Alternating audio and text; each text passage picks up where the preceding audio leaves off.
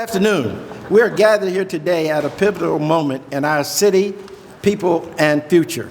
Today, we are here to announce something that will define the future of our city's historically black communities. Before I say anything else, let me ask a question. If black business disappeared tomorrow, how long would it take for the economy to notice?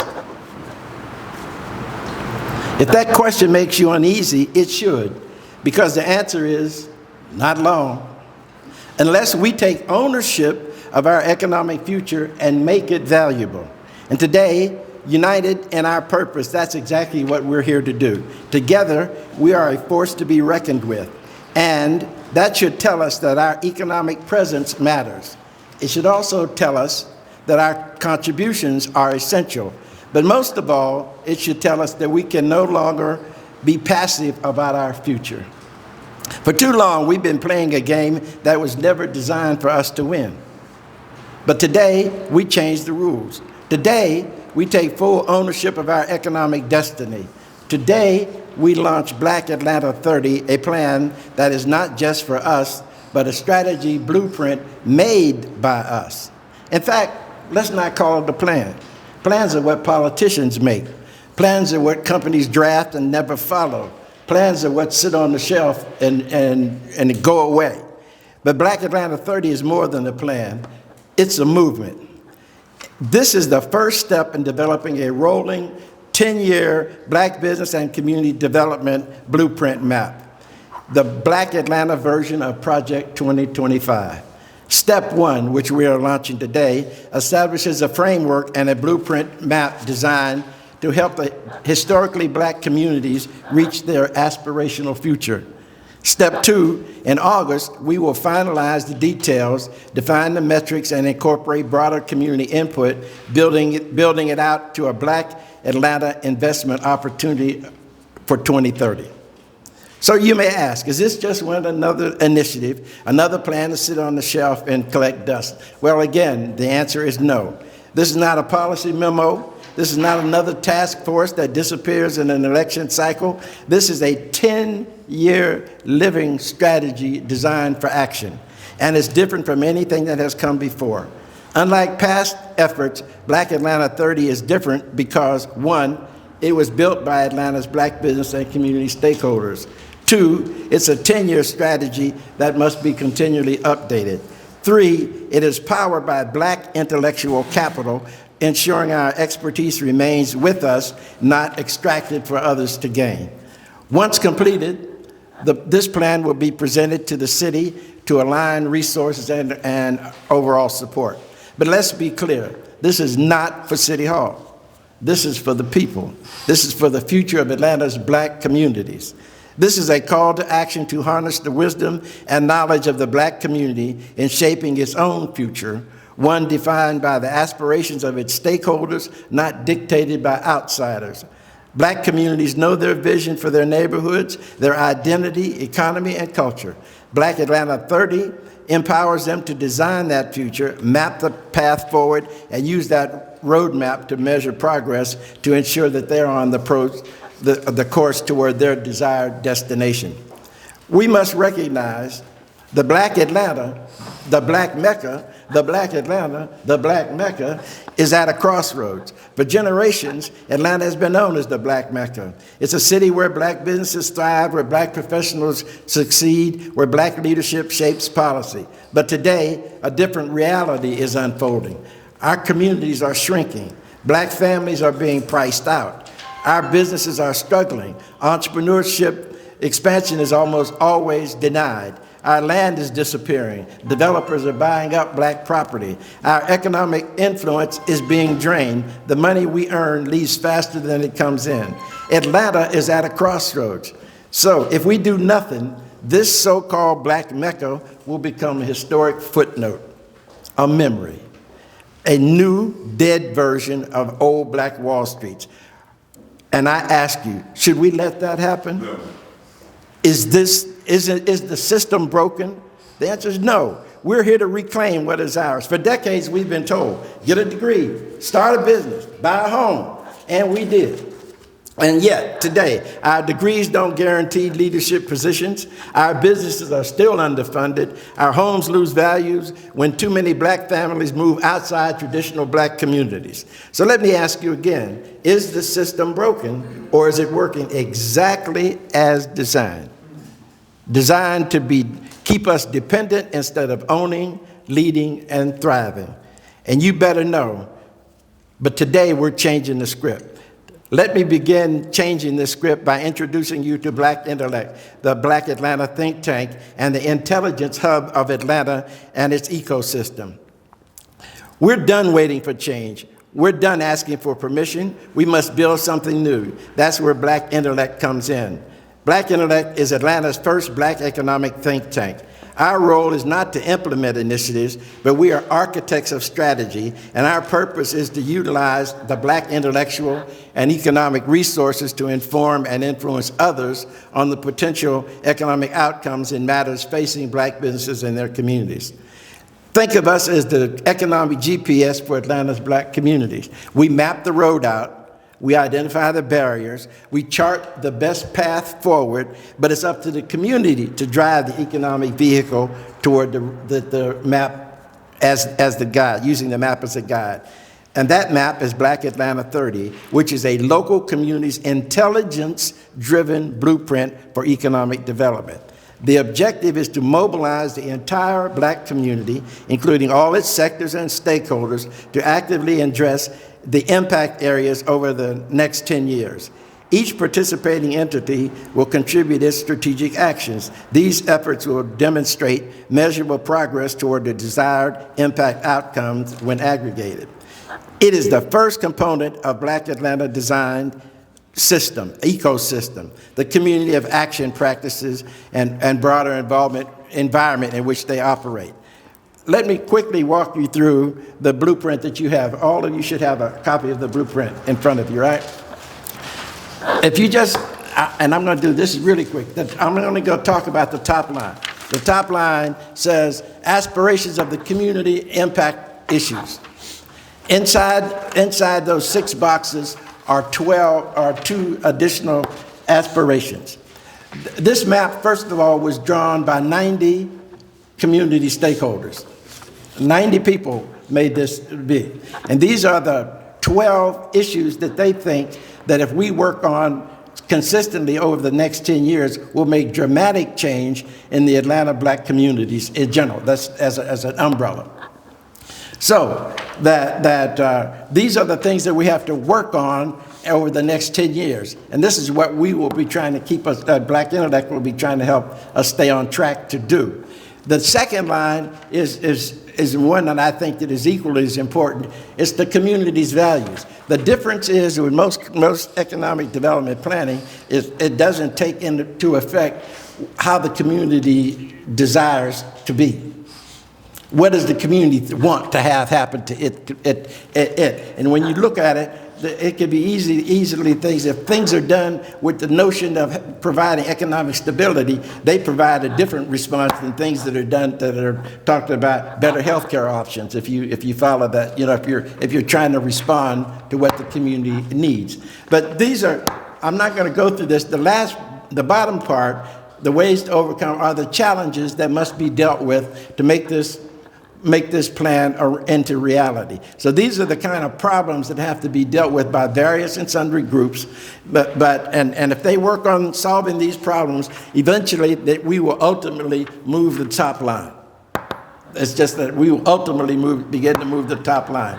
And this works top down, bottom up, or however you want to read it. The basic idea is to acknowledge that most elements of the community are engaged in a specific arena as working on the issue. Periodically, BlacIntellec will collect this data and compile it to offer an indication of where we're moving the needle and publish a report.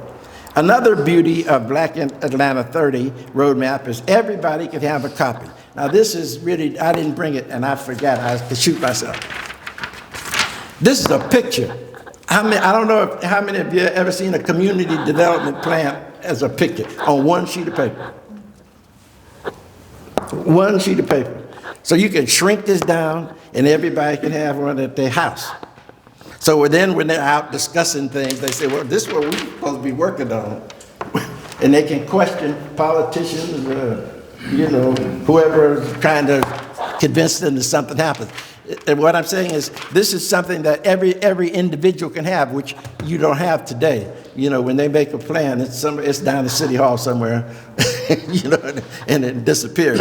This is every individual in Atlanta, every black individual can have a copy of this. Black Atlanta is powered by BlacIntellec, and which transforms black intellectual capital, which is my phrasing, into economic assets through research, consulting, policy influence, etc. In other words, when knowledge is invested in our community, it's expected to generate a return, an ROI. Except this ROI is return on intelligence. Not just thought, look at this. Why? Because most of our untapped resources in Atlanta is black intellectual capital. It's a latent economic power. It's just never been dealt with. It's been there all the time. Nobody's paid any attention. But I'm going to spend a few minutes now to talk about this whole concept of intellectual capital, because I think it is the linchpin of what makes the opportunity in front of us. Black intellectual capital uniquely amalgamates the black community's intellectual, cultural, and economic knowledge. It encompasses the wisdom passed down from the elders, the ingenuity of the entrepreneurs, the scholars, research, artists, creativity, the every man on the street, and the inspiring strategic acumen of our leaders. This mental and intellectual wealth is an asset as valuable as financial capital, yet it possesses a resilience that sets it apart. This intellectual capital manifests in our abilities to innovate despite barriers, build institutions with limited resources, create cultural and economic movements that shift global trends. It's embedded in the traditions of black excellence, from the early black Wall Streets to the technological breakthroughs of today's scientists and engineers. The truth is, it's been here all the time. We need to harness it, invest in it, and use it for us. For generations, black experts have been ignored, extracted, and used by others, but not by us. So today I announce the first recognized compendium of black wisdom knowledge in the United States, the Black Assembly Registry, or the BAR. The BAR will house and be used to activate black intellectual capital. It puts black intellectual capital at the center of decision makings. This means we will not respond to any actions without first gaining the insight and agency of the black community. And we will do that by going to the BAR, which is our catalog of the collective genius to identify this knowledge. For example, too often community meetings become echo chambers of opinion rather than strategy sessions of expertise. Why tapping into the BAR will work? It's the power of hidden expertise. Think about it. How many times have we sat next to someone without realizing they have a deep knowledge of a subject beyond what their job title suggests? That school teacher, she might also be a real estate investor. That retired mechanic, he might understand logistics and supply chain better than a corporate executive. That grocery store manager, he might have insights in the local food distribution issues that politicians and nonprofits completely miss. The BAR is about tapping into the vast, overlooked knowledge of black professional homebodies, the unhoused, tradespeople, specialists, not just the most visible voices. It's about moving beyond the opinions to plausible outcomes. Instead of opinion-driven meetings, we will bring in people who know how things work. Instead of guessing why things are the way they are, we'll ask the people who have to deal with these things. Instead of wasting time on theoretical solutions, we will craft strategies and draft input from industry insiders. For example, let's fix a problem in Atlanta. Let's say we're discussing affordable housing at a community meeting. At a community meeting, the residents are frustrated about the housing, rising costs. Activists are demanding the policy changes, and people are guessing about what should be done. Now, if the BAR were involved, the bar would bring together black contractors who understand construction costs, black realtors who understand market trends, black urban planners who understand zoning laws, black financiers who understand how funding works. We would move from frustration to real strategy, one rooted in reality and expertise. That information is then turned over to those who are working on the issue. This is how it connects. This is not just an idea. This is the next step in intelligence-driven community development. Intelligence-driven community development. If we want a plausible economic solution for Black Atlanta, we need to build strategies based upon industry knowledge and expertise, not just opinion. But that's exactly what the bar will house. A living, breathing black knowledge bank that turns intelligence into power. The bar is not just about assembling people, it's about curating the black experience-based intellectual power that can generate real solutions for the black community. Here's another example. You love this one. A lived experience. Black plumbers understand business realities, pricing structures, supply chain issues, labor costs, and the unique challenges of trying to do business in the black community, outdated infrastructure and economic constraints, okay? They also would understand how to solve the problems. Instead of being generalized feel-good problems, a group of black plumbers could come together and discuss new cost models, new training pipelines, new service ways tailored for the black community and its businesses. It would also empower black tradespeople, and we're not just talking about economics, we're talking about keeping the money inside the community.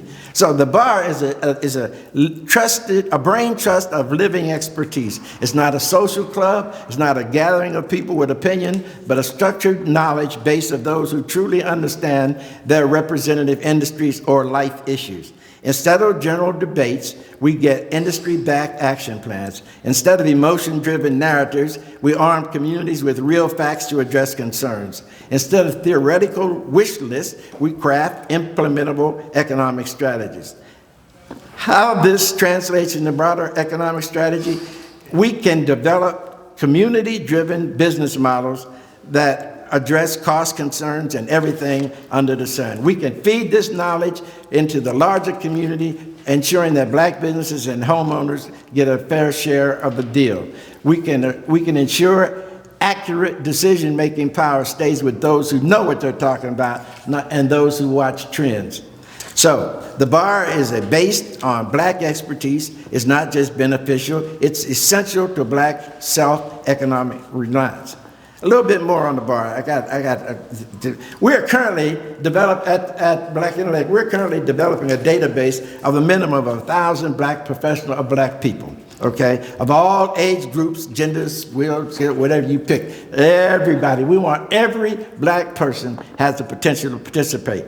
This database is a key component in our efforts to address a new pressing challenge within our black communities. For example, the relationship between the new entrepreneurs and the long-standing wealth black communities. Using your imagination, you realize that it is difficult to fully comprehend the significance of a lifestyle that remembers the Royal Peacock or Cisco's or Mr. V's or the Walla Haji brought about. But especially if you're from some other place like Las Vegas. Gaining new and non-residential involvement in Atlanta's historical black communities faces the challenge of overcoming the banked credibility of the historical black community and that of the new people who have no credibility. It's not built in. The bar, on the other hand, allows us to unite the new and the long-standing around a common concern, which is this map. This map was developed by young, old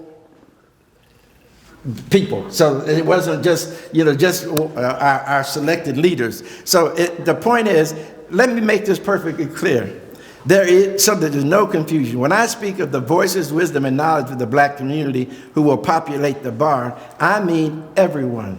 Not just professionals or widely recognized people like these folks sitting up here, but I'm talking about nurses, dental technicians, cafeteria workers, church secretaries, the unhoused, law clerks, government workers, sheriffs, media workers, aviation people, technicians, disc jockeys, taxi drivers, baggage handlers.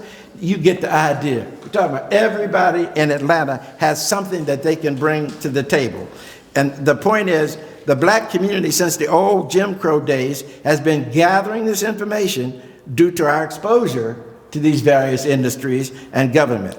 And God has prepared the black community for times such as these when we must use that stored knowledge to advance black people. We now have the experience and understanding that can assist the black community in developing new approaches to problem solving and should no longer have to guess or have conducted studies tell us what we already know. These individuals represent just a fraction of the vast knowledge that we have long overlooked within our community. Any one of them could hold the key or solution we've been searching for. I hope you see the vision when I say the bar will include the voices of every black individual willing to contribute, including you. As a member of the bar, you'd be asked to do things like serve on focus groups or research projects or community involved. You might be asked to be a spokesperson. It will be your choice, though. What we need is for you to recommend that you'd be available and that we need to know that you're knowledgeable about the project, and it's your choice if you want to participate. When the challenges arrive, we don't have to go outside. We just tap into our own expertise in the database. So no matter what your background, it's important. Ladies and gentlemen, the gathering of the black intellectual capital should be our source of pride. Our greatest challenge is not its abundance, but in harvesting the wisdom to uncover and cultivate untapped opportunities that drive growth and prosperity in our communities. When challenges arise, we do not wait for outside solutions. We can tap into our own expertise. So, as I close, let's talk about the circulation of wealth in our community. Here, I'd like to introduce a concept I'm calling the Black Investment Tithe. This is not a new idea, but one that had previously lost momentum. However, time has come to reintroduce it with a stronger vision and purpose. Just as many of you have experienced the benefits of tithing in your faith communities. We see that this is an economic tithe that fosters self-sufficiency and sustainability in our businesses and our nonprofit sectors, hopefully for a hopeful future. For example, we want you to spend at least 5% of your money, your revenues, with black-owned businesses. We want the black-owned businesses to spend at least 5% of their revenues with other black-owned businesses. Then we want the black-owned people and the black-owned businesses to give 5% to black nonprofits. And we want that to increase 1% per year till you get to 10%. That's the 10% tithing, if you caught that. But anyway, so that this is not a charity. This is just economic survival. So in August, we take the next step. We're going to we want the entire community to come together at the MHJ Conclave. That's our conference name. And at that time, we will finalize any metrics. We will identify partners and stakeholders, and we will work on this Project 2030. You need to be there and need to be a part of it. Today, we begin a new era. In summary, we want Black Atlanta 30 to cause a reciprocal investment in the historically black communities as an economic principle that holds the promise of fostering long-term economic growth. It involves businesses, individuals, institutions, reinvesting resources such as capital, knowledge, and support back into the same community or network sustaining them. This is an interesting point. It's a personal point of personal privilege. I've often found that when Maynard created the program that has made so many middle-class blacks in today's work, they somehow or another have forgotten the community. And if the community supported what Maynard did, therefore the community supports what they're getting. But it's not been a reciprocal relationship in terms of those funds coming back. But just, when you think about it, if it wasn't for the black community saying, okay, Maynard, we got your back, These folk wouldn't even have what they have today, just as a knowledge. Here comes our last panelist. In the context of black economic development, a reciprocal investment, I call it, ensures that black-owned businesses, professionals, and institutions prioritize reinvesting in black communities, leading to wealth accumulation, job creation, and sustainable economic empowerment. This can manifest itself in ways such as the B2B that I mentioned, or community-centered investment using the profits from black businesses to set up new kinds of funds or to fund education, etc. Knowledge and skills sharing, where successful individuals can mentor and train the next generation, and consumer commitment, which is your role in keeping the money going forward. Ladies and gentlemen, today we are reclaiming our intellectual capital. We're reclaiming our economic power. We're reclaiming the black Mecca, not in name, but in action. We're talking about developing a plan using our money, our black markets, and our resources. These are our communities. These are our businesses, our consumers, and our institutions. This is not a set-aside or a privileged market. This is not a social program, an entitlement, a DEI, affirmative action, and it ain't racist. It's just a black thing. Therefore, we don't need any permission. Why? Because we're using our black intellectual assets as capital to help our historically black communities, as well as the entire city of Atlanta. Finally, it has been said, you can't build a reputation of what you intend to do.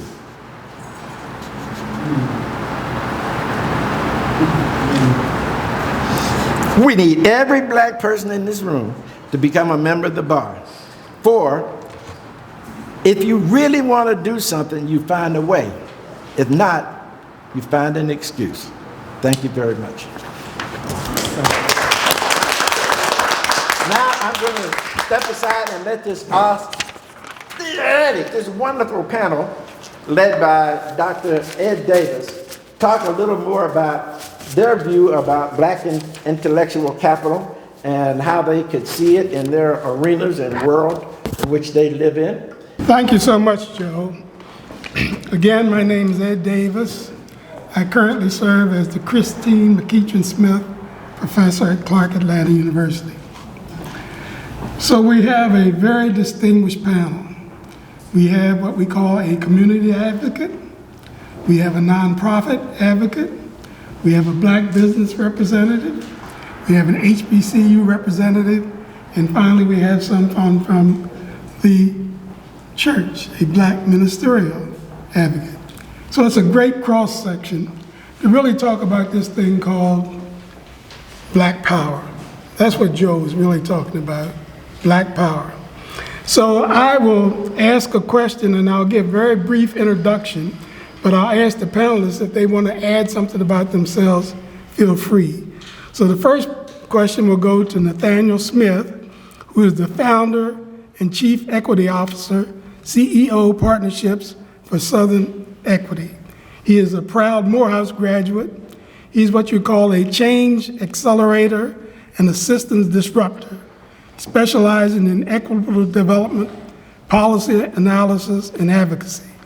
So, Nathaniel, my question to you is the following.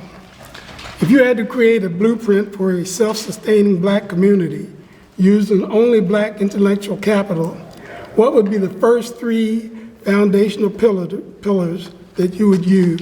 And you may say other things about yourself if you so choose. Okay. So let me first say how honored I am, really. All things happen for a reason, and for us to come together on the exact same day that we're having a serious discussion about a blackout. I believe that God is in all we do, and that, again, God speaks to us if we're willing to listen. And so I'm really excited that we're together for this discussion on this particular day, at this particular moment. For us as an organization, the Partnership with Southern Equity is focused exclusively on ensuring that we realize what we call a Southern agenda for racial equity and shared prosperity. And we believe that so goes the South, so goes the nation. And why, again, this conversation here in the South, in Atlanta University Center, in Atlanta, is so paramount and important at this particular point.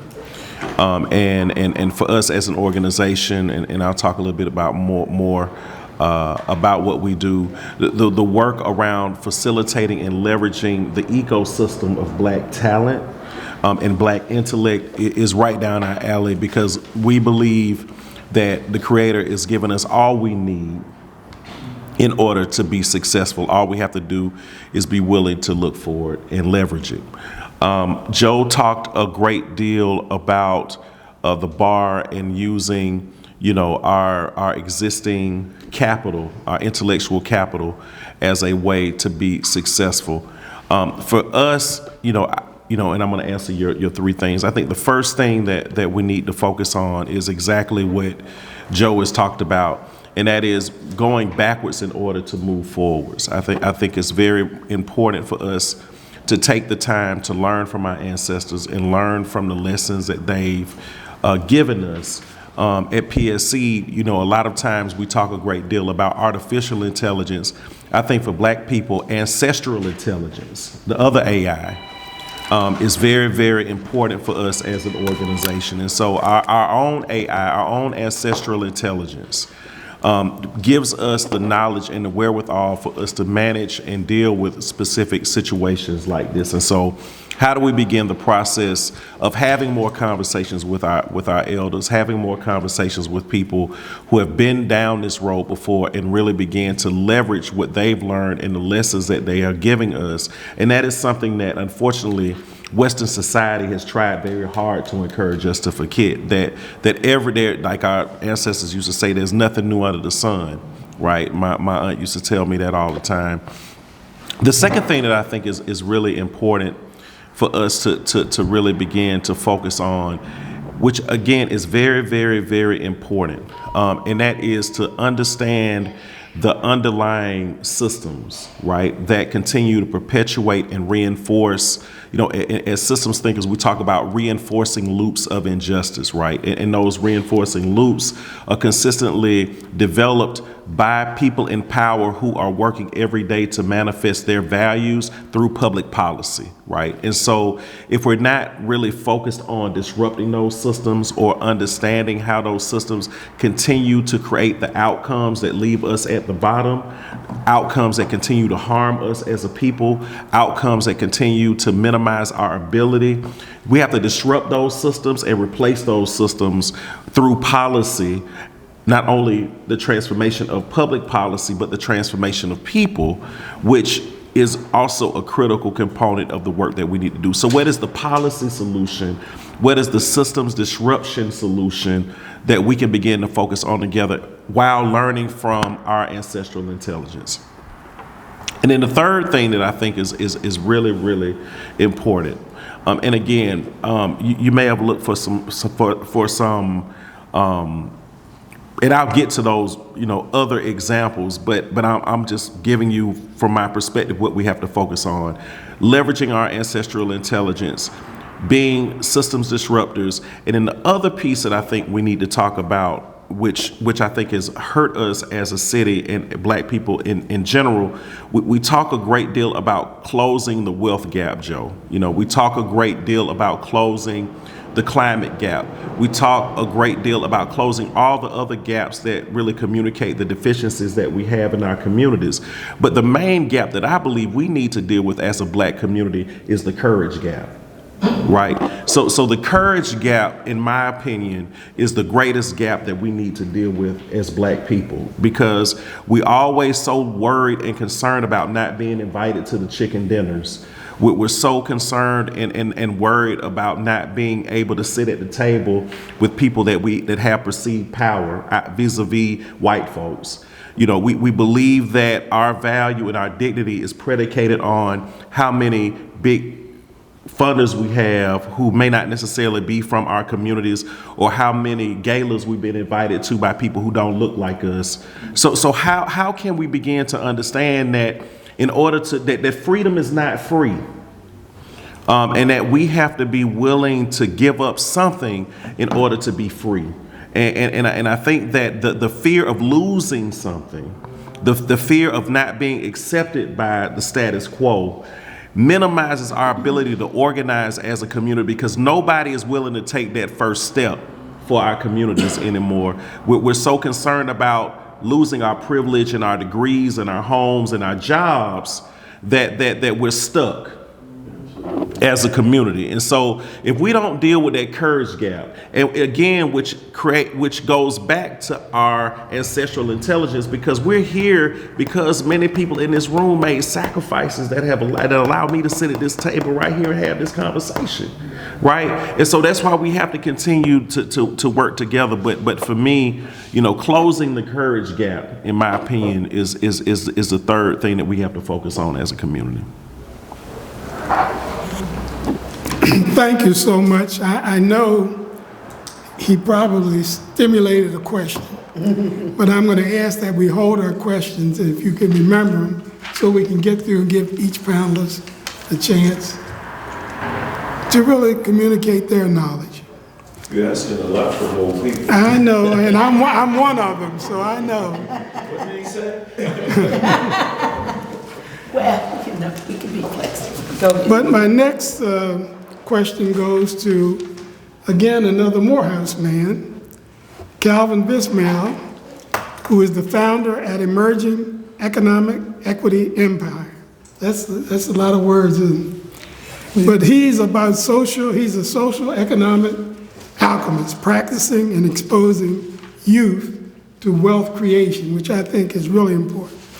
He facilitates development of sustainable, healthy communities of disenfranchised people, particularly people who descended from slaves. So Calvin, we go way back. And my question to you is, how could Black intellectual capital be used to completely reimagine philanthropy in the Black community, shifting from charity to empowerment-driven investment? Thank you. That's a mouthful, right? Yeah, it is. And you have to keep me on track on that one, Ed, in terms of the question itself, and I think I've got it.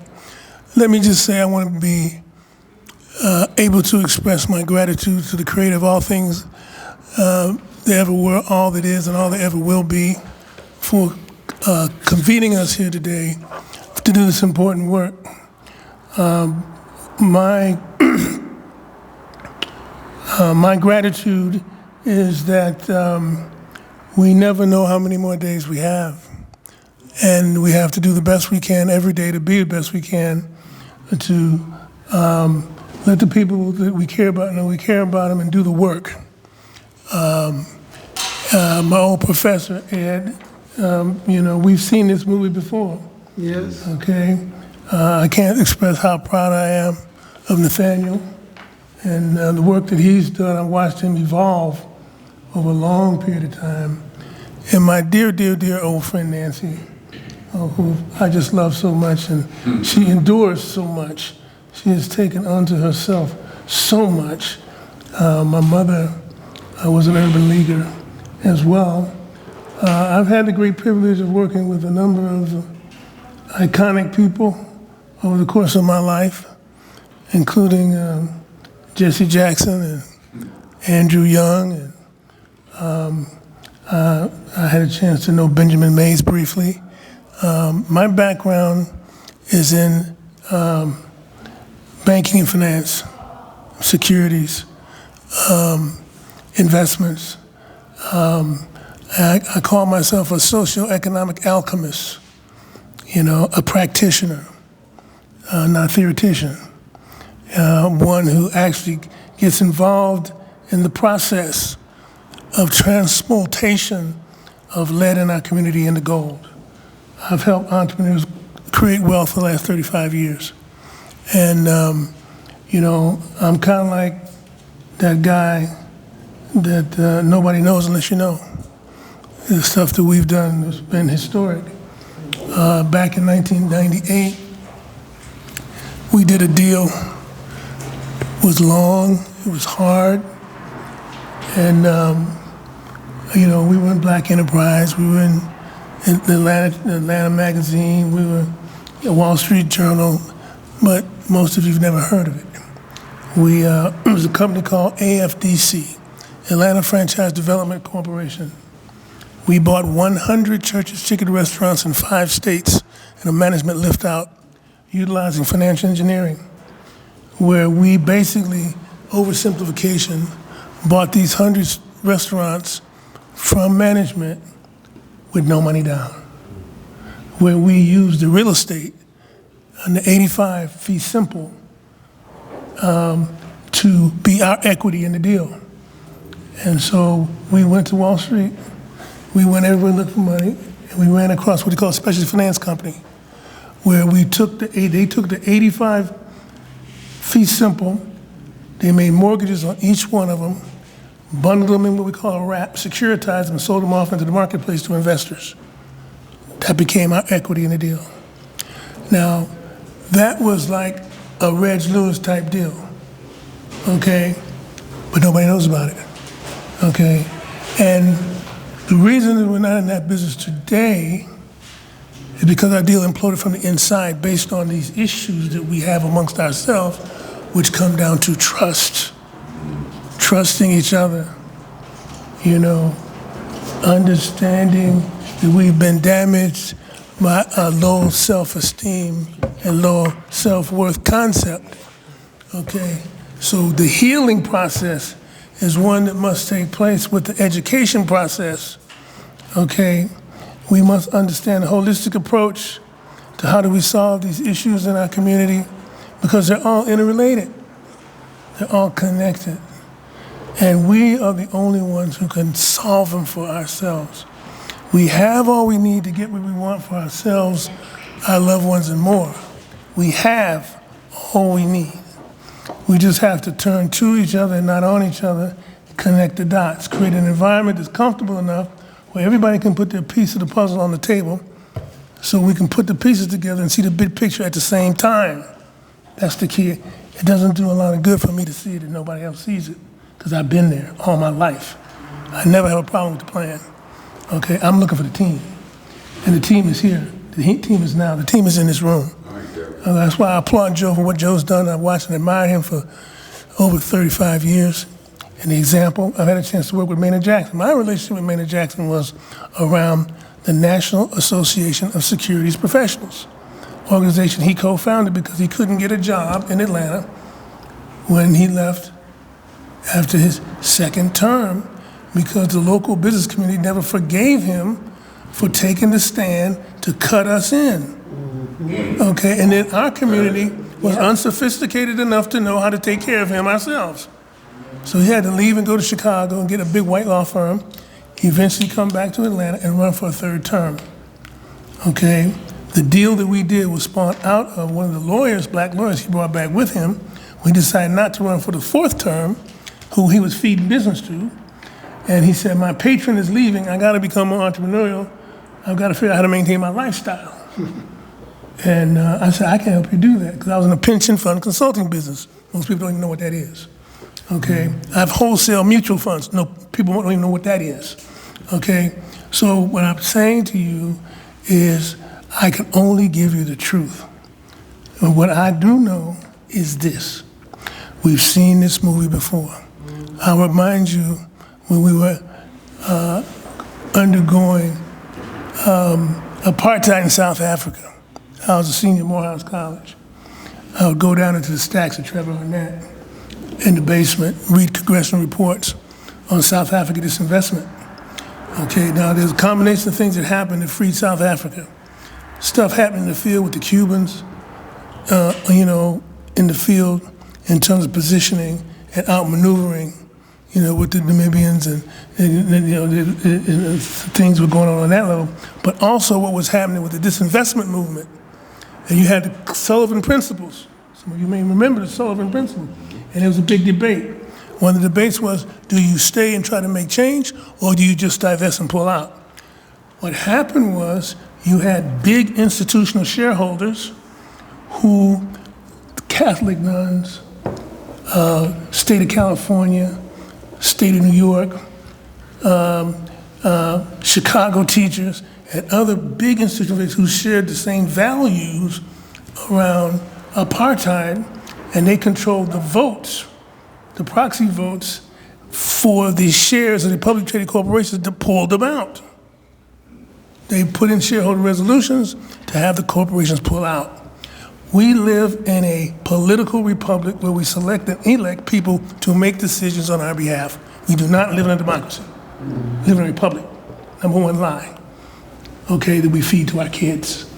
Okay, number two, we do live in an economic democracy where we cast our dollar votes every day. Economic boycotts are a nice part, a nice small tactic if it's part of a bigger strategy. You see what I'm saying? Okay, if it's sustained over time. Okay, but where you make impact is when you impact shareholder value, where you're making impact in the boardroom where policy is being made. Okay, and that's where you reach to. I was at Merrill Lynch. I left Merrill Lynch. Reverend Jackson flew me to Chicago for 10 days. Reverend Ed Riddick was a statistician. He did a brain dump. What came out of the brain dump became the Wall Street Project and shareholder activism, which Jesse has been pursuing for 25 years successfully. Okay, I gave it to him.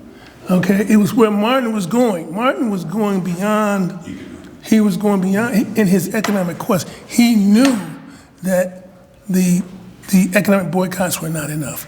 He knew what he knew that once he had to affect policy at a level that was much higher, okay? But Jesse took the mantle on and he went that way, okay? Now we have to take the mantle beyond that right now. This is our time. I worked with Dr. Davis before. We did a report on the 25 largest publicly traded corporations in the state of Georgia. That was back in the 90s? 90s. In the 90s. He brought students. I was the chairman of the advisory board. He was on the advisory board. And one of the students had a background as an equity analyst. And we analyzed these companies from the board level on down, professional service providers, vendors, and we bought space of pages in the Atlanta Business Chronicle, and we published and ranked them. Coca-Cola went crazy. And so they said, you can't do that again. And that's when they engaged Jesse and said, what do you want? And he's maintained that relationship with Coca-Cola ever since. What I'm saying, that with the power in this country, we have to understand where we are. We have to understand the game that's being played. It's like athletics, it's like basketball, football, anything else. Once, like Jesse says, once we learn the rules, playing field is even, the goals are clear. We got young geniuses. I'm telling you, we have young geniuses. See, what happens is there's economic opportunity when you go in, you negotiate with them, you talk to them about their policies, they don't want to change them, then you include some direct economic boycott action, but you follow the stock price. You position yourself. You position yourself such that the movement of the price creates economic benefit for us. So all I'm suggesting to you today is we have all we need to get what we want for ourselves. This is a formula for sustainability of any organization. Okay, you have to account for the economic interests of all the stakeholders, align the economic interests of all the stakeholders, and equitably allocate the financial benefit. That's the whole equation. That's it in a nutshell. That's it in a nutshell. Calvin, you're teaching, but I think... Well, I'm going to leave it at that, Doc. I mean, I just, I had some good teachers. But you're giving some really good knowledge. And one of the things about this knowledge that I think Joe is trying to capture is we'll be gone at some point, and we'll lose this knowledge. So what we're proposing, Joe, is really groundbreaking, to make sure that our kids and our grandkids and their children know about all of these things. Thank you so much, Calvin, for that. Yes. Really appreciate it. One question. Who's going to teach the children? I mean, that to me is the primary point. We have abdicated our responsibilities Yep. to the point that we no longer are a family or a community to share that survivorship. I know this is something we've got to touch base. Our children are no longer our reality. They don't want to be a part of our culture anymore. They want to be who they ain't. Percy, maybe we hold I'm sorry. questions to get the panel in, and then you can bring that question. But don't, like you forget say, that. don't forget that one. Yeah, that's important. Yes. I'm sorry, Joe. No, we appreciate it. I've written your question down. Well, I'm glad that Nancy has written your question down, because our next question will go to Nancy Flake Johnson, who is the president and CEO of the Urban League of Greater Atlanta. She has previously served as the vice president of programs for the Detroit Urban League and led Howard University Small Business Development Center. And she happens to be a proud Howard graduate. So to Nancy, this question certainly will be about business. So if black businesses collectively own and control their intellectual capital as assets, how could this be monetized or leveraged to influence industries and markets on a national or global scale? That's said a lot. That's a lot there. Well, I'm not sure I know how to answer that question, but I'm inspired by it, so I'm going to share what comes to me on this. Let me just put it right here. So, I think we've got several barriers that we're going to have to break down in order to move our folks forward. And what Joe has laid out for us is really the critical blueprint for us to initiate and advance where we all here want to go. Just in terms of the times, what we're going through right now, I've had every emotion about. But where I've landed is that I believe that this is where God wants us to be and do what we're doing in this room right now. And I don't think we would have gotten here at this moment if the political climate and the things that are happening right now weren't happening, because in our community, over all of the tactics that have been used to dismantle our progress, both from the outside in, and then the impacts of all of that, how we internally hurt ourselves. I think this gives us the impetus and the moment to awaken in us what we're talking about right now, to be able to receive what we're talking about right now, which is the total reimagining and rethinking and strategizing of how we move forward. Some of the things we've been doing have put us in a position where, we're trying to fit into their world, right? Because this is where we physically are, and the way the republic, I love that, is structured, we've been shut out intentionally. So if we continue with that mindset, I don't even know what to label it, but a dependency mindset maybe is a good way to think of it, as opposed to realizing all of the assets that this question is talking about that we have after 500 years of struggling and our ancestors going through all the things. Yeah, a lot of things are not changed, but what's evident is we still here. And because we're still here, right, across every sector, until we do what Joe is proposing, lean in with the intellect we have acquired and accumulated to lay out a strategy and a plan. And it's got to be deep, right? Because to live, there's like 5, 6 critical things that every human being, black, white, or blue, needs. And then you factor in for black folks what we've had to navigate and what blocks us out even going forward. So the question is, first of all, I focus in on our assets. I think for me, the biggest underachievement of our race is we don't leverage our economic power. We've got 1.7 trillion or whatever the number is, right? We got that. We control that.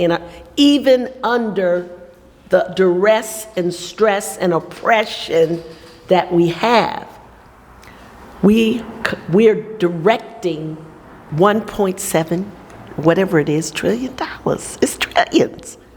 So if we can leverage this moment when our people are feeling this, seeing right in our, they clearly do not have any of our issues on the table, and we have no mechanisms to advance them in their system. It forces us to come back home to create our own, right? Amen. And that, I think, it's the only path forward. Now, the key, or keys, are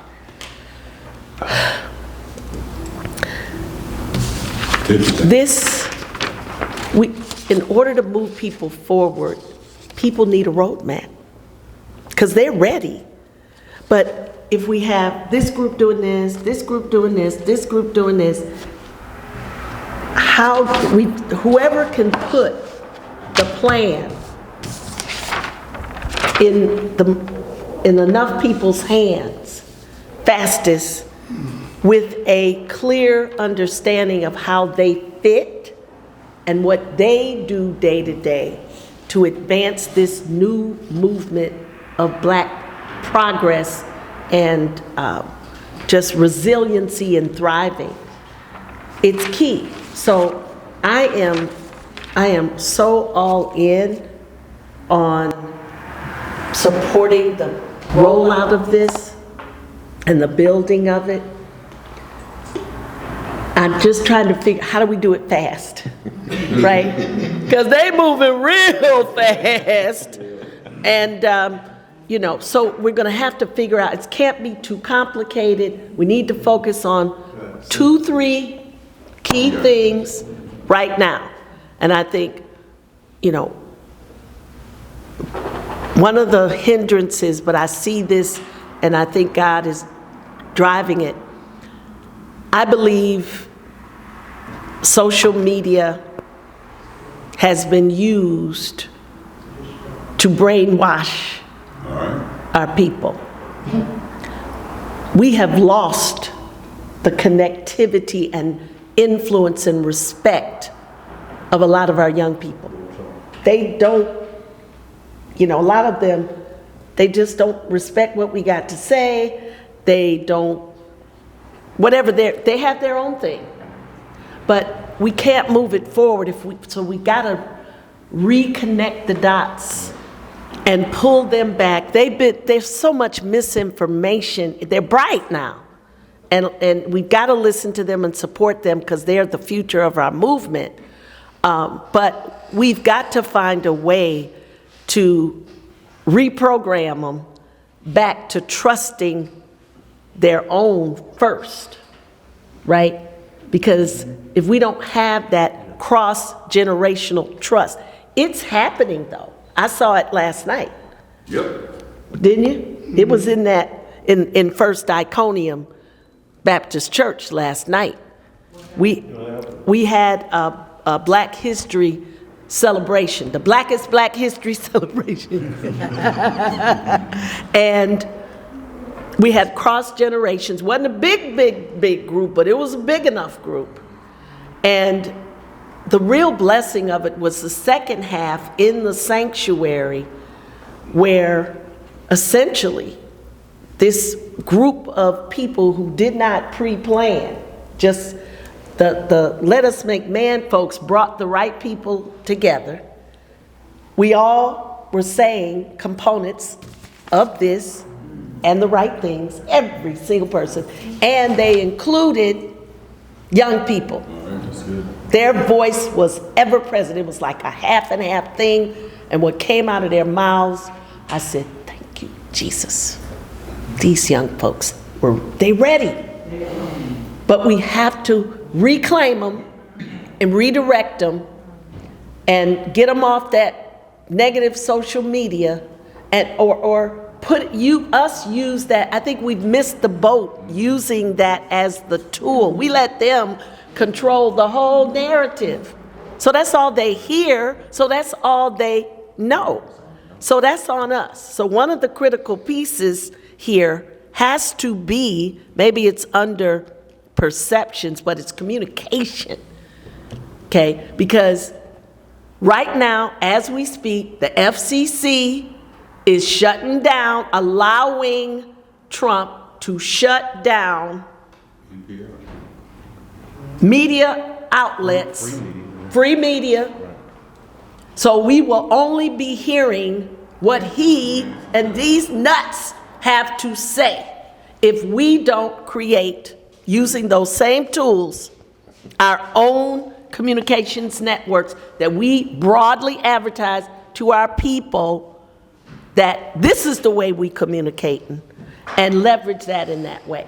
So communicate, by creating our own systems is part of what we're talking about, because we're totally dependent on their systems. We're totally dependent on these two parties, neither of which is our agenda, right?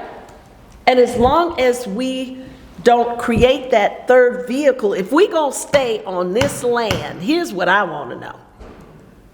If we're saying we here because we helped build this place for free, we ain't going nowhere, but to protect our people, we gotta come up with some very quick strategies, because they intend to annihilate. That's what I believe. You can see it, it's real fast.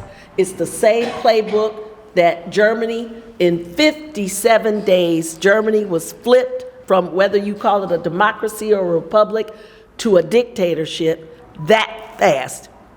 We're halfway through that timeline, and today he's probably moving at a faster pace than they were, right? So what I also don't want us to be is just sitting ducks. Yes, talking and planning, but still they're acting and we're so far behind. So what do we want? Do we want 6, 10, 7 states just for us? Do we go back to Africa? Where will we be safe? Because see, all of this is nothing if they do what they did to the Jews and kill us all. Now, I hate to go there with it, but okay. Talk of civil war is rampant, y'all. Yes. Right now. Yes. What would we do? How will we survive?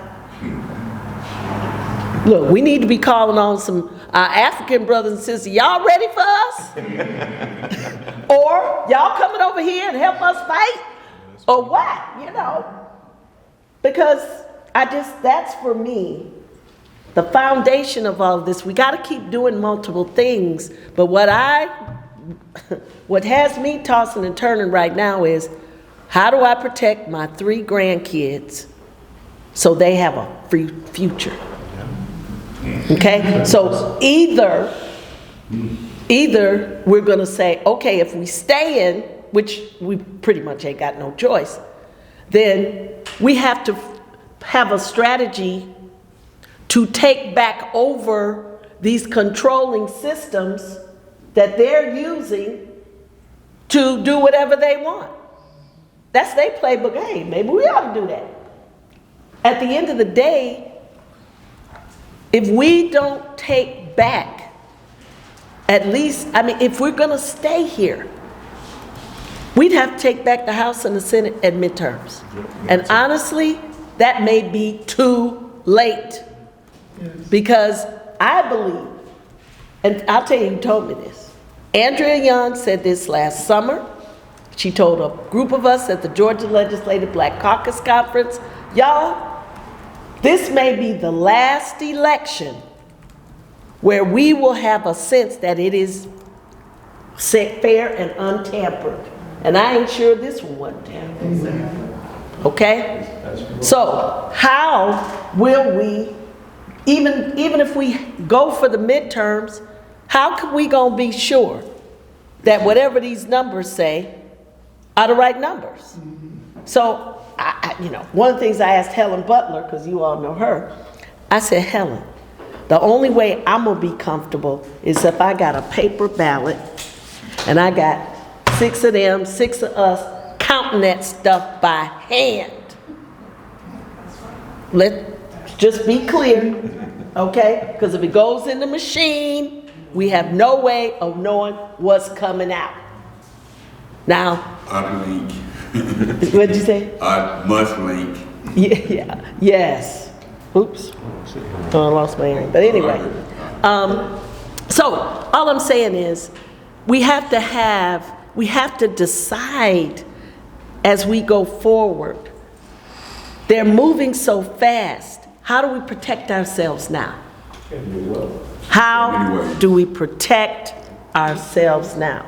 So once we got to work on that while we simultaneously work on this. And with that, I'll yield. Thank you so much. I thought you were preaching there for a moment.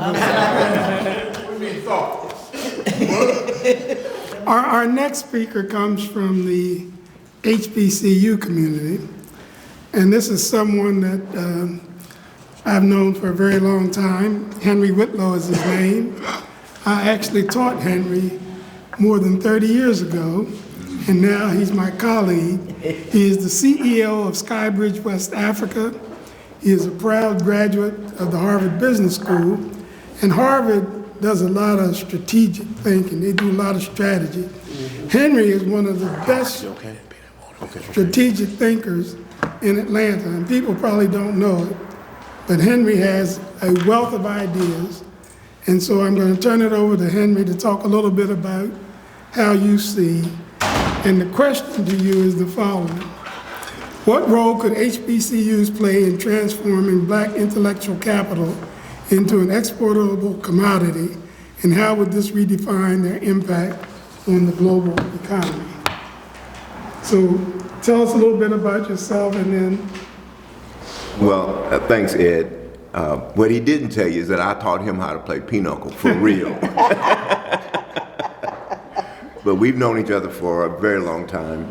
And as a matter of fact, as my forever dean, he hired me at the business school some 30 plus years ago, and we've been having a good working relationship. I also worked with Joe before I moved to Atlanta. Joe and I worked on some things for Georgia Minority Supply Development. And so I've been in this space for a minute.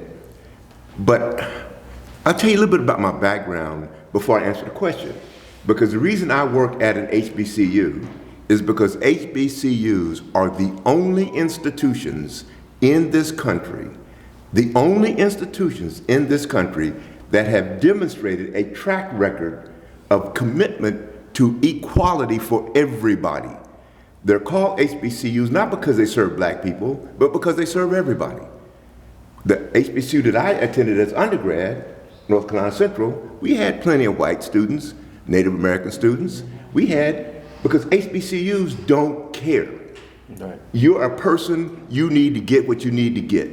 And no other institutions have been committed to that HBCUs, our goal is sustainable black communities with self-determination and sustainability. That's what we want, because we don't get that from the PWIs. They cannot be trusted with this mission. That's right. The same people who are tearing the country apart were trained at PWIs. Right. The fruit doesn't fall far from the tree. So, and as we go through this, I am very happy to hear a commanding general step up. And that's you, Nancy. You speak with the passion, with the knowledge, and the clarity that what we need. HBCUs and the business community, we need such a leader. And so how can we do it? We can rally around each other. Yes. And use our network. There is no subject that's critical to human survival or business thriving that's not taught at an HBCU. Amen. There's no subject that you can think of that they don't have people who have PhDs in subjects that I did not even know existed. I think I know a lot of things, but there's people with a PhD in it, I'm just not hearing about it. I met Calvin Lawrence a couple of weeks ago. He is IBM's chief technical, CTO for AI deployment for IBM. Black man? In DeKalb County. Whoa. And who got his AI degree at Clark Atlanta University. Wow. So we know about all of these things. So when these things come together, we talk about AI, both types, ancestral AI and artificial intelligence. We now, in my department, we are studying the platform business model. It's how to use AI to make the supply chains work better. And if we take and own those platforms, not just social media platforms, but the platforms that drive social and economic well-being through the bar. Imagine all black people feeding and training our own platform, the Black Intellectual Platform. So when you query the platform, you get the best black thought, preserved. Right? Now that's an AI agent that we can create at the HBCUs. Imagine you have Howard doing the legal agents, along with Southern. You have Tuskegee and North Carolina A&T doing the technical agents, tapping into the black business thoughts that have been tempered by the fire of reality, training our agents to train our kids. The kids, they want algorithms to teach them. Our teachers can't compete, so let's give the teachers, through the cooperation of black business and black intellect in the universities, let's give our teachers AI agents that can teach our kids. They're not coming to us. Let that go. They're not. We have to go to them. And when we go to them, give them something that entertains them while it's teaching them. That's what the social media platforms do. But what it's teaching them is stuff that holds their attention, even though they just want to sell them something. The kids don't know that. But if we use the same entertainment value to teach algebra and calculus, we can do this. That's how the HBCUs, I think, can make our black intellect exportable. And we can support black diaspora with a cell phone. So when you talk to your chat GPT, you're not asking, you ask Clark. Right? Yeah. So you ask Clark, or you ask Spelman, or you ask Howard. Each one of these school districts could have AI-powered black intellect in a box. That's how HBCUs can add value. We don't have to use their platforms. We don't have to ask for a seat at the table. We can just, in the terms of hip hop, we're gonna do a remix. Right? We're going to take the box that you try to say, get out of the box. No, we're going to dismantle the box, Yes. reconfigure it Re-engineer that. into our own thing. We can put religion in that same box as hip hop. Religion is hip hop. Okay. There's no distinguishing between the two is kind of like a waste of time, right? So we got the faith community, we got the engineering community, we got the political community, we got the business community. It's all part of Black Intellect. The faith community is our bedrock, right? How many gospel singers turn straight, popular singers out of the church? It's like a cauldron, bringing up stuff that we can use. So how can HBCUs do it? They have access to every bit of knowledge in every national lab. Every college that has any course online got money from the federal government to build those courses so they could give it to their white college, white private schools, right? Do you know why there's no course exchange in the South? Because if they built a course exchange, they could not withhold it from the HBCUs. So in the West, they have course exchanges. In the Northeast, they have course exchanges. In the South, there are no course exchanges. Well, we can change that. HBCUs can change that. If we create our own course exchange, we have access to every national lab, every course that's been generated in this country can go onto our platform so that we can combine it with our bar. Our bar is our people and our thinking. And we don't need anybody's permission to do that. Were you preaching also? Yes. My God. Oh, I love that. You asked a very good question. What about the faith community? We're now going to hear from the faith community. We have Reverend Dale Livingston, pastor of the Great Chapel Baptist Church, a Bible-believing church in the neighborhood of Mechanicsville in the heart of Atlanta. Pastor, it's your mic. Greetings, everybody. Question first. Say, If you could design a community-powered think tank using Black intellectual capital, what would it be, what would the first project be, and how would you ensure that the entire community feels it? And by the way, what would it take for the Black church to become not just a moral authority, but also a think tank for Black intellectual capital? thank you for the question. Let Glad. me read the last part again. Do it. What would it take for the Black church to become not just a moral authority, but also a think tank for Black intellectual capital? We know you're the moral authority. I love that. Let's start from there. Okay. As you say, not just a moral authority, but the church is the moral authority. I wrote down a couple of scriptures. Okay. Psalms 127:1. Unless the Lord builds a house, the builders labor in vain. Unless the Lord watches over the city, the guards that stand and watch in vain.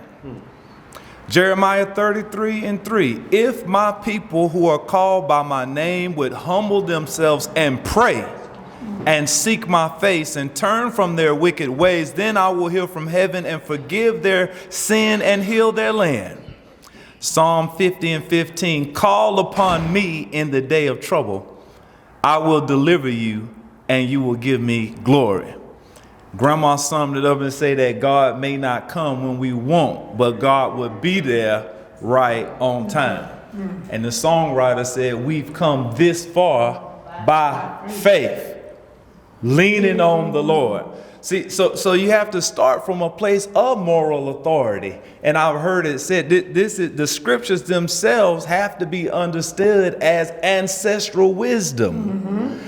The good brother down there said, we've seen this movie before. We've seen a Make Egypt Great Again campaign. What were we thinking about letting this free labor go? Well, we're not going to do that. No, we're going to change the policy. We're going to go back and re-enslave them folks. And if you're looking for Pharaoh and his army and his economic advantages and military advantages at the bottom, last I checked, at the bottom of the Red Sea. So this is ancestral memory. This is the why. When you get to the work that we're talking about doing, why should we resist? Because God is in us. Why should we resist? Because we are divine. Why should we resist? Because where the Spirit of the Lord is, there is liberty and liberation. So I want to say that, so let's start with the moral authority. That's what gives us the strength to get up every morning and to resist. That's right. But as you said 2 times, not just the moral authority, because I got another scripture. Faith without works is dead. So that's why I was so excited to be here on today. Just a little bit about my background. Mr. Joe Hudson knows that I followed this man around like a puppy for about 15 years or so. And the reason why was because of the consciousness that I had gained from the HBCUs, the consciousness that I had gained from the Black professional organizations. That said that I had to become more hip to what was really going on. I knew I wanted to make a difference. I wanted to be an activist. I knew that I was called to be a preacher. But when I got to ITC, it was strange to me to hear them say that we got the pulpit, but we don't have attendance to the school boards. Then we have the sermons, but we do not have education on, we do not have education about Black businesses. And so when I met Mr. Hudson, those were the types of things that he was talking about. So I wanted to merge the two. I wanted to educate myself so that I could qualify myself to be that type of a leader. Let's talk about economics. I just recently learned in the mayor, he has a faith-based initiative for Black churches. Over 40% of the developable land in the city of Atlanta is owned by the Black church. So think about that. Over 40% of the developable land. Now this is all coming out of the affordable. Now they're changing that because to attainable housing. That's the new thing. Attainable housing crisis. But developers, talking about this system, developers is looking at just the bottom line, the dollars. So developers are not going to build free housing. No. So there's a deficit of developable land, and so the church has a debt to the public good. The city has a debt to the public good. And so it all boils down to now consciousness birthed out of education. That's right. Okay, let me just say one more thing. I'm gonna be quiet because I preach up in here. Yes, sir. But let me say a word about consciousness and why BlacIntellec is so important to me personally. It's because I got this definition from seminary. Consciousness is what turns data into information. Consciousness is that which turns data into information. Now we have all the data in the world. You can get on your phone, you can look up anything. I've heard you got ChatGPT, you got AI. The data is available. But what consciousness does is one definition of consciousness is information that propels a person or group to their destiny. So if you don't have consciousness, all you have is data. When you have consciousness, it turns the data into information. Put it like this. If I'm about to lose my house, there's a lot of data out there, but if somebody has a grant that I qualify for, then just by the fact that I'm out there searching for information to keep my house, that consciousness is what allows that piece of data to make sense to me. It makes it meaningful. And so Black intellect to me, from a spiritual standpoint, is all of life has to be meaningful, or else you run into despair. You're gonna say, what for? The decks are stacked against us. We're behind on this. We don't control the system, and that would make a person despair. It would make a person give up. But what Black intellect is doing is bringing together all of the collective wisdom of the community so that people will be able to now, instead of just being lost in the sea of data, be able to turn that data into information that can move the community forward.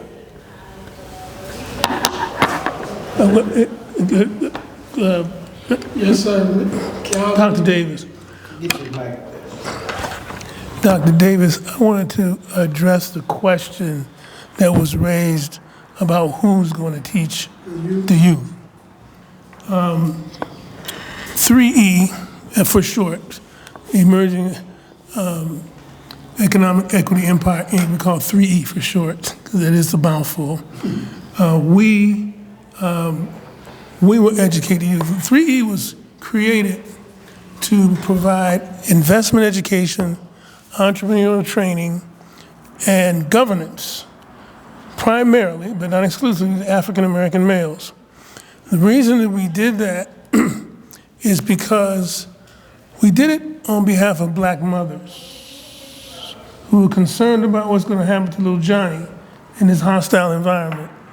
And we figured if we could give little Johnny or Pookie the skills to be financially independent and to be self-sufficient, take care of himself, his family, and be a contributor to his community, that everybody, all of society benefits from that.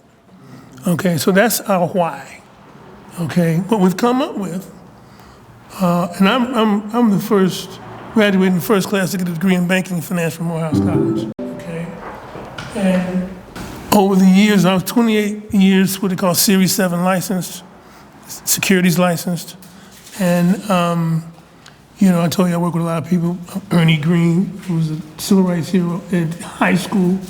I worked directly for him as consultant for 12 years at Lehman Brothers, as well as other things. But I've developed these, what I call the 7 fundamental hermeneutic principles of investments and finance. I can teach to a 3rd grader. Okay? 3rd graders can get it. Okay? And what it is a template. It's a framework by which to view things, to determine what is an economic opportunity for yourself, and to put things in context.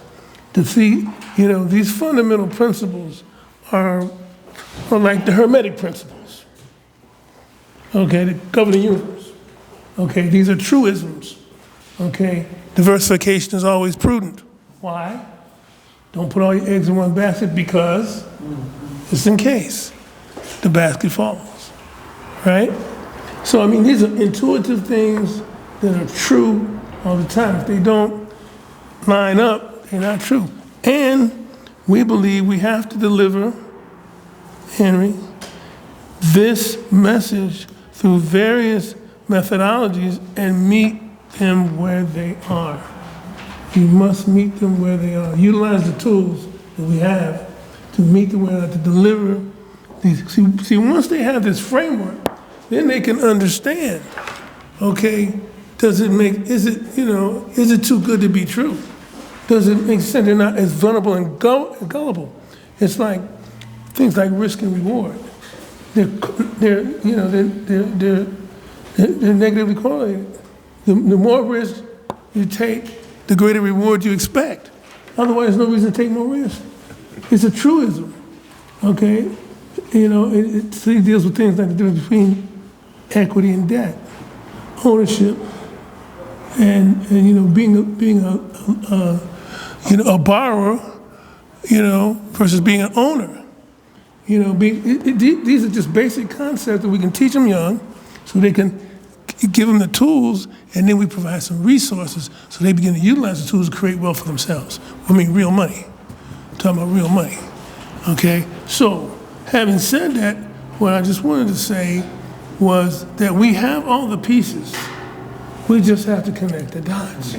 We have all the pieces. I'm addressing your question. Well, that's why I began to address your question. You stepped out there, where'd he go? But we will teach them because we have developed these principles. We will follow Henry's lead on the methodology of delivering the principles. And this is the basic foundation. We have to grow them up a certain way. Okay, but we can also take that trustee member on the public pension plan, who's a lay member. He's the head of, he's head of the labor, the labor union. He ain't got no background in finance. Okay, because that's one thing I'm going to do is contract with the City of Atlanta pension plan to do their trustee education on governance. See, when I was in the pension fund consulting business, we dealt with what we call fiduciary responsibility. See, along with fiduciary responsibility comes something called unlimited personal legal liability. Everything's cool till something goes wrong. And once you see you got that board insurance, and that lawsuit's gonna blow through that board insurance to you, to your assets, it's a different story. Let me thank the panel. We have time for one comment. Only one? Only one? But real quick, like, I'm ecstatic that Joe continued to communicate with me. But years ago, I started the called the Business Forum of Atlanta, with the intent of educating our people that if you do not own it, you cannot control it. The Black church has been remiss in not reinvesting in the community from where the collections came. Right now, with the impending people being laid off, homes are going to be lost, other assets are going to be lost. I haven't heard one New York Baptist convention, or no other PNBC or anybody else says, let's go dump all our money in the black bank so that we can secure these homes for our people, and when they get well, they can get it back. What about the land that we gave away because we didn't pay when we ran into the north, and the homes were taken because of taxation? Wealth conservation. We talk about making wealth. We don't talk about keeping wealth. And that's where I really admire Scott, that we can collaboratively come together, share different points of views. My first combat tour in Vietnam was with Special Forces, and I didn't jump out of airplanes, and they had no desire to jump out of them. But they put me there, God did, for a reason. Because we always talked about the team concept. Not baseball team, football team. I'm not talking about that. I'm talking about together everybody achieve more. That we come together.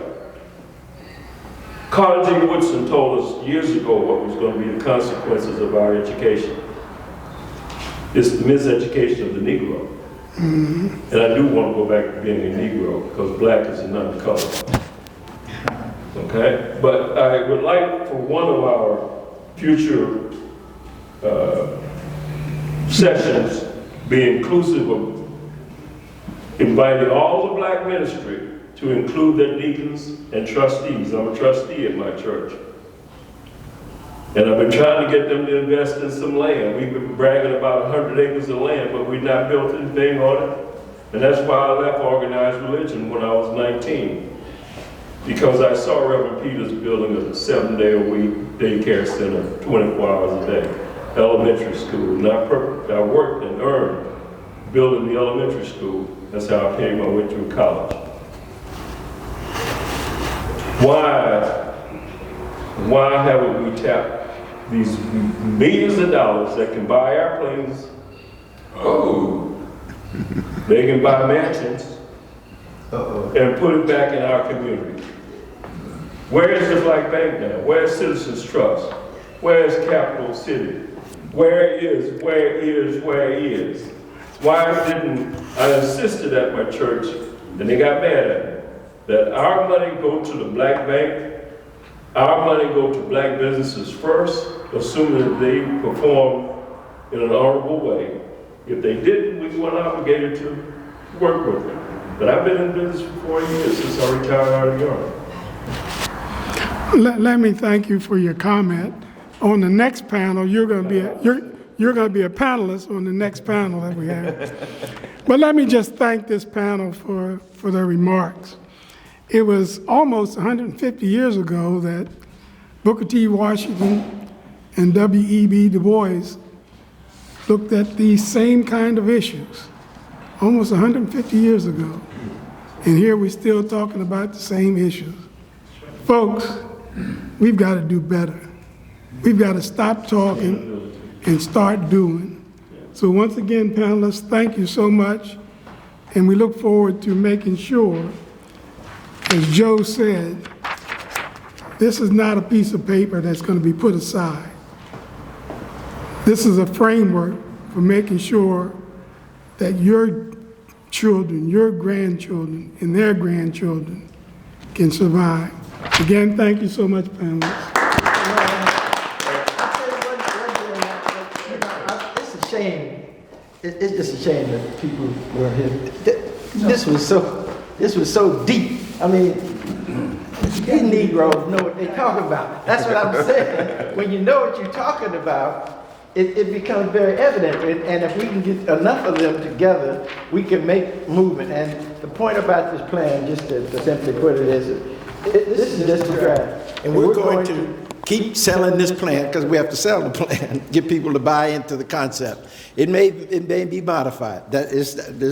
But if we can get people to buy into a plan that we can agree on in Atlanta, because there's Henry, another friend of mine introduced me to another doctor economist way in Hawaii, brother, way in Hawaii, doing 100-year strategic plan for black business.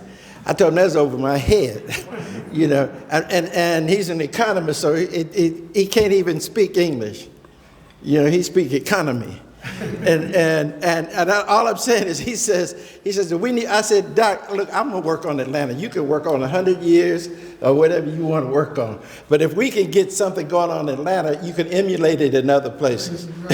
You know, it's just that simple. So thank you all for coming. Before you go, I want you to understand BlacIntellec. BlacIntellec as an organization. It's real simple. This is the black community. The black community has an issue. They come to the BlacIntellec to help them deal with the issue. BlacIntellec goes to the bar, to the resource center. The resource center selects some people. They fumble around with the organization. Then they come back with a response to the community, and it just goes round and round. So this is the ecosystem. It's real simple. But we're putting ourselves in the middle of trying to resolve some of these problems instead of letting them just float out here continually.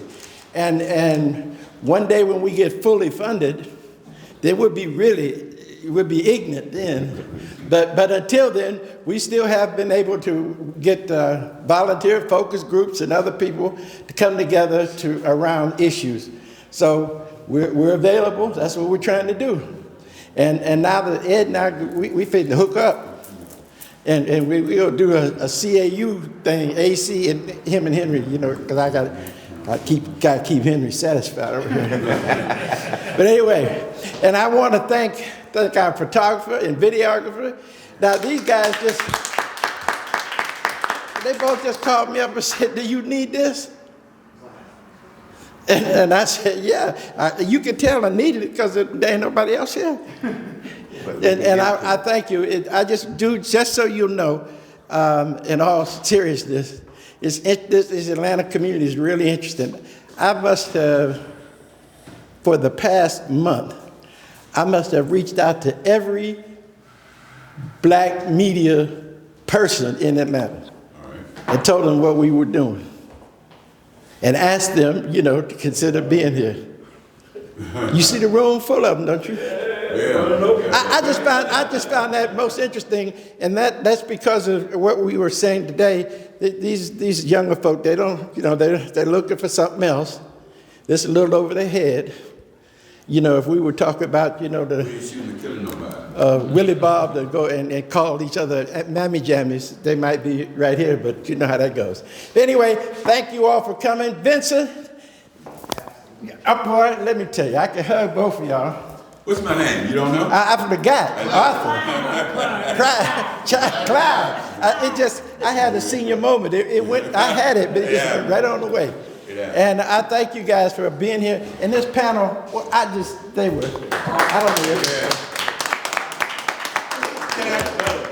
ask one question. Yes, sir. If we got time. If what Trump is doing get passed through the Supreme Court, what do we do first? Yes. Man, jump out the door. Well, let me tell you. Let me tell you. The thing that we can do first, you remember the golden rule, he who has the gold makes the rules? Right. In this time and era, personal data is the new gold, right? Okay. So that's the new gold. We have it in every municipality. If every black mayor declared data sovereignty. What that mean? Data sovereignty means if you want to push data to our people, you got to come through our cell towers. You got to come through our data centers. If you want to have an ad that our people see, you got to lease time on our cell towers. Mm-hmm. You can't just broadcast, you got to go through a cell tower. And if we had our own data centers, they would have to lease rack space from us in Atlanta in order to store the data to refine it into personal ads. What about the data centers they're planning to build here? Let them have them. They can't get no data if our people got to come through our data center. If you own it, If you own it, you control it. So if Atlanta had its own AI data center, its own 5G towers, how would they talk to Atlanta people? They'd have to come through us.